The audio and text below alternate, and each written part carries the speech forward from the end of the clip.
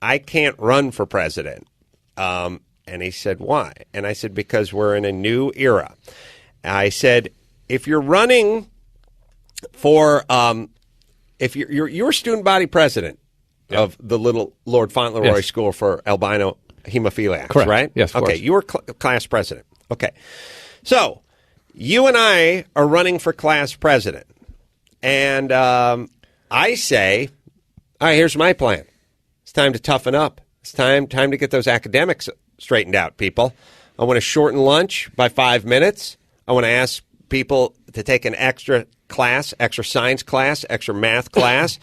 Instead of starting at 8:05, let's start at 7:30 in the morning.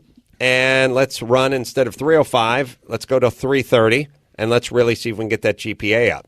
Okay? And then the guy I'm running against says, fuck that. Let's take lunch and go from 40 minutes to an hour and a half. And by the way, Wednesday, free pizza. Free pizza. And the guy I'm running against, he wants to start at 7:30 in the morning. That's an ungodly hour. 9 a.m. is when we start, and we knock off at noon. In between, 90-minute lunch. Remember, free pizza Wednesday. Now, go vote your conscience. Who's going to win that election? Probably the pizza guy, but right. That's where we're at now. But how? But as things start to deteriorate at the pizza campus, yes, there's an opportunity to go. You see how we're losing all those basketball games, those football games? Mm-hmm. I say we become winners again. I say you rally around productivity and about doing better, and you have to settle that. We sort of tried that this time. You have to. I know. I'm the guy who's out of touch. I know. I'm the guy. Oh, I got a freezer filled with frozen pizza. So how would I know? Do I even know how much a pizza costs? But you don't even know how much a pizza costs. But you, Mr. Corolla, can appeal to your history and you go, no, I've been without pizza. I've been where you've been. I've been on a motorcycle. Yeah. I gave the left-handed sign and no pizza. Right. And I got pizza. And then the New York Times and the Los Angeles Times is going to do a story on me. How do you think that story goes?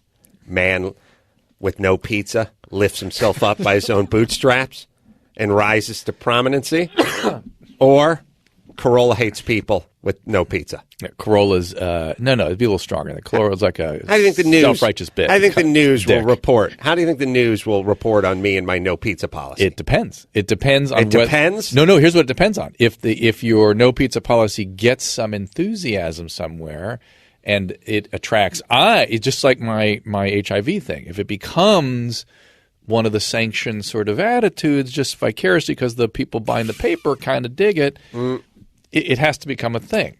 Yeah. It's not time yet. I agree with you. I agree. We need more pizza in the meantime. We have not lost nearly enough football games and flunked out enough students yet. But don't you think that there's going to be misery ahead? Of course. Yeah. You can't go this direction. If anyone wants to know, you just look at California. And that's the state that has the most, that does the least. And that gives away the most. And there you go. That's where we're at. It is really hard, though, Adam. By the way, you want to hand stuff out? Everybody, think about American Indians.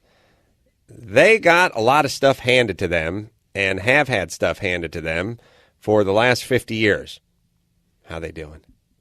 How's it working out? Well, once they started taking care of themselves, it turned out pretty good. Yeah. How's the average American Indian doing? How they doing? And how's their diabetes? How's their body mass index? How their businesses doing? How they doing? Here's a patch of land. I think it's about you get to live.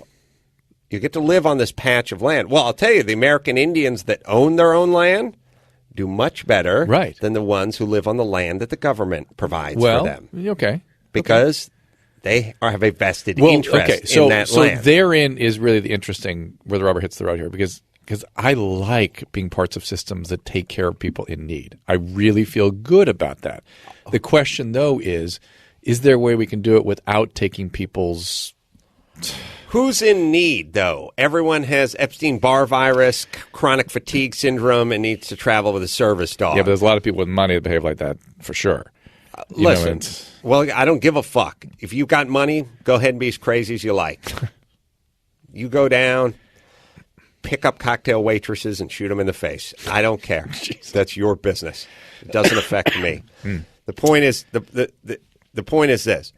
What the fuck were you talking about? Taking care of yourself. Hey, look, I've said it once. I've said it 1,000 times. 46, 47 million people on some sort of food stamp assistance, food assistance. How many would die if we took 40 million off of that? Take 40 of the 47 million. Take their food stamps away tomorrow. Do you think their bodies would start washing up on the shores of America? I mean, what would happen?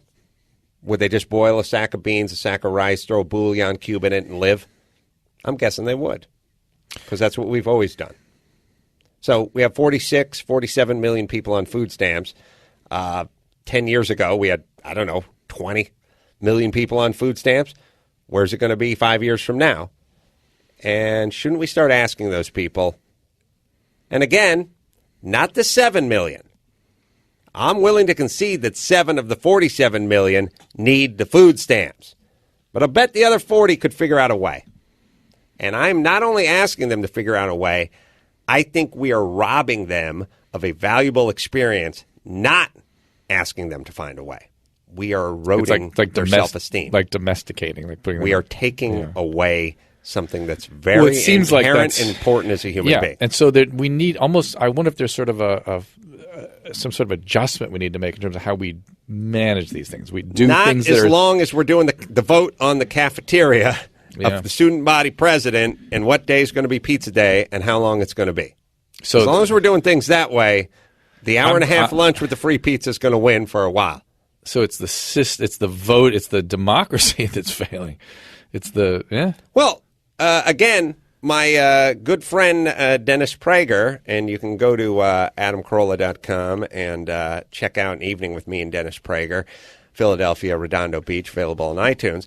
As he says, pick any kind of club you like, a stamp collectors club, football, fantasy football club, whatever, an organization, a group, something that requires dues. All right.